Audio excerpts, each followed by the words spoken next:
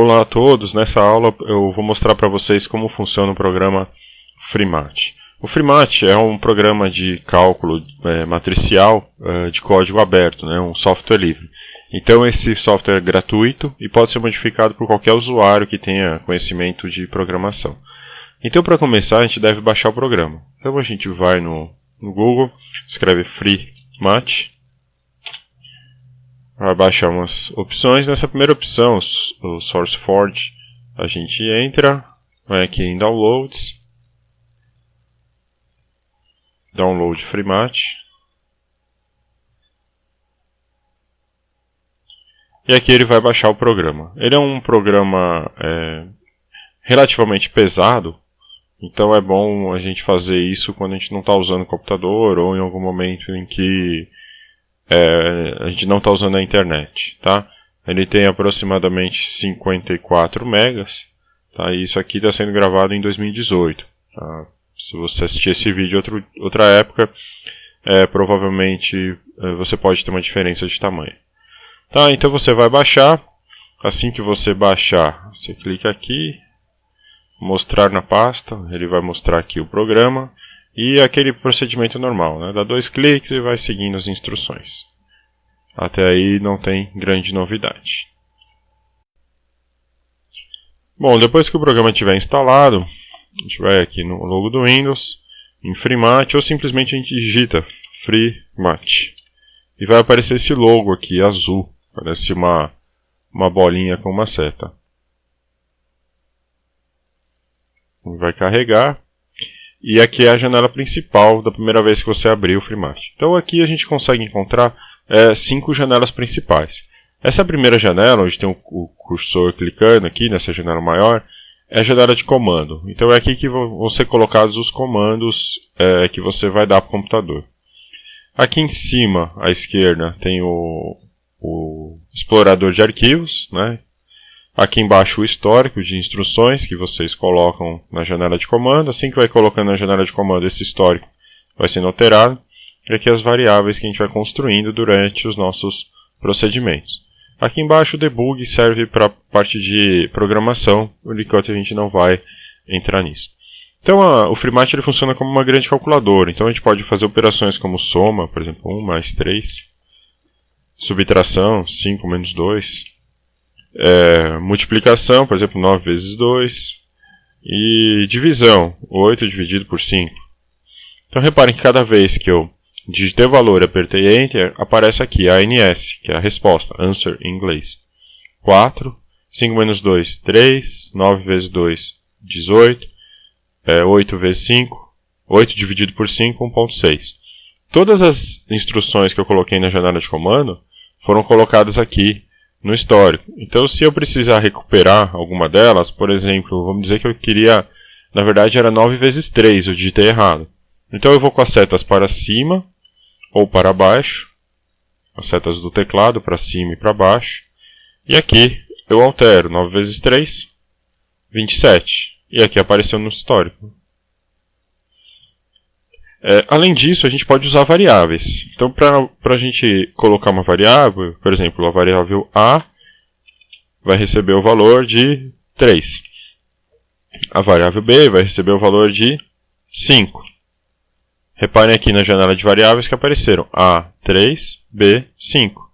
Para eu fazer operações com variáveis, então eu posso usar variáveis e números, como A menos 2. Então vai pegar A, que é o valor 3, subtrair 2, vai dar 1. Ou entre elas mesmas. Por exemplo, A vezes B.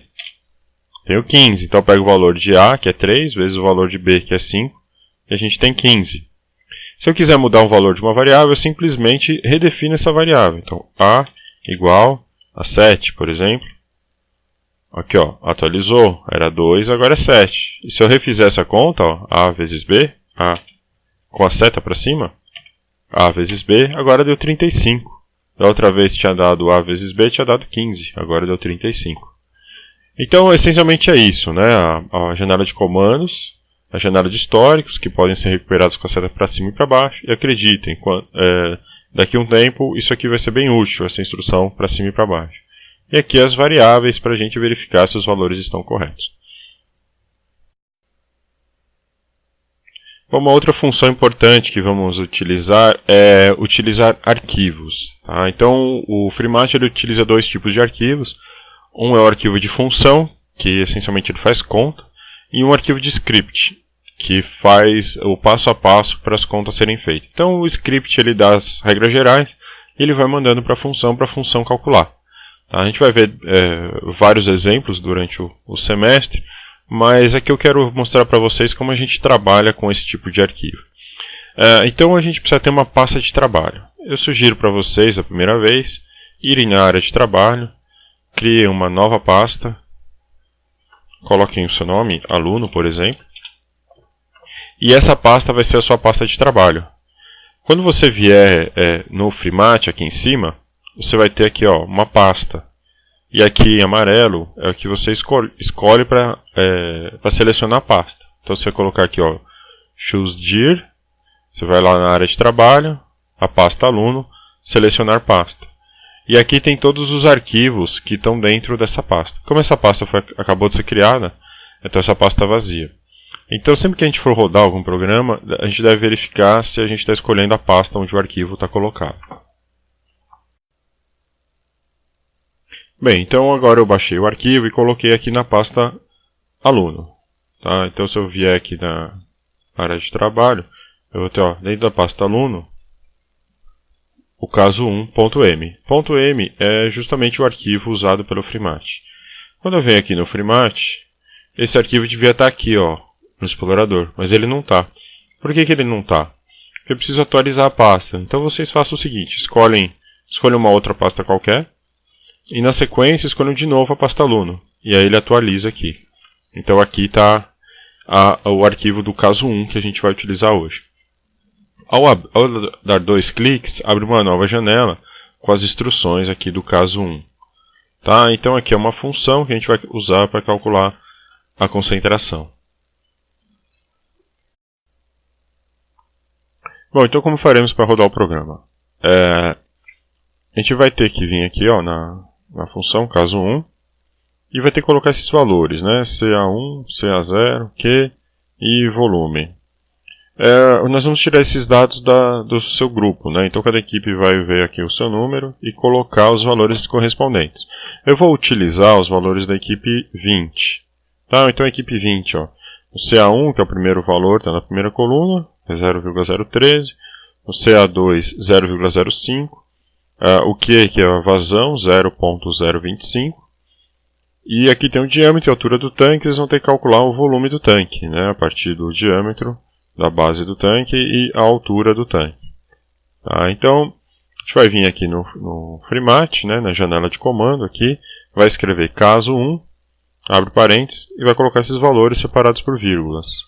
Então vai caso 1, tudo junto, tá? Caso 1, tudo junto, abre parênteses, CA1, 0.013, 0.005, 0.025 e o volume que eu já calculei, 7.6.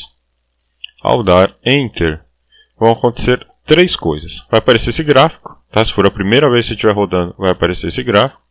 Vai aparecer uma série de números na janela de comando, que são as respostas. E na pasta que você criou na área de trabalho, vai aparecer um arquivo caso 1ng, que é um arquivo texto, que tem todos os dados, que você pode usar depois para fazer o mesmo gráfico no Excel, por exemplo. Tá? Então assim a gente roda o nosso caso 1. Um erro muito comum é quando você vai digitar e a gente está acostumado, por exemplo, a usar vírgula. Então se eu utilizar uma vírgula aqui, vai dar um erro. Tá? Porque o programa entende uma vírgula como separador de duas variáveis. Ao colocar uma vírgula aqui, eu estou colocando 0 como uma variável, 13 como a outra, mais 1, 2, 3. Então são 5 variáveis, enquanto a função só precisa de 4. Outro erro que pode acontecer é você utilizar caso 1 separado. Também vai dar erro, porque ele não consegue encontrar, caso 1 está junto. Tá? Caso 1 está junto. E o terceiro erro mais comum é você não estar na sua pasta de trabalho. Então se você não está na sua pasta de trabalho, ao colocar a função caso 1, ele não vai rodar, porque ele também não encontra. Tá? Então os três erros mais comuns: não estar na pasta de trabalho, né? Esqueci aqui de selecionar. colocar caso 1 separado, ou colocar os valores separados por vírgulas e não por pontos. E para finalizar, a gente tem aqui o gráfico. Então esse gráfico aqui ele vai representar no eixo X o tempo em segundos, de acordo com as variáveis aqui, tempo em segundos, e a concentração em mol por metro cúbico. Tá? Então a concentração começa ali no 0,05, que é o inicial, e ela vai subindo. Cabe a vocês agora interpretar por que ela subiu, por que ela parou nesse valor aqui, e colocar tudo isso no relatório. Tá?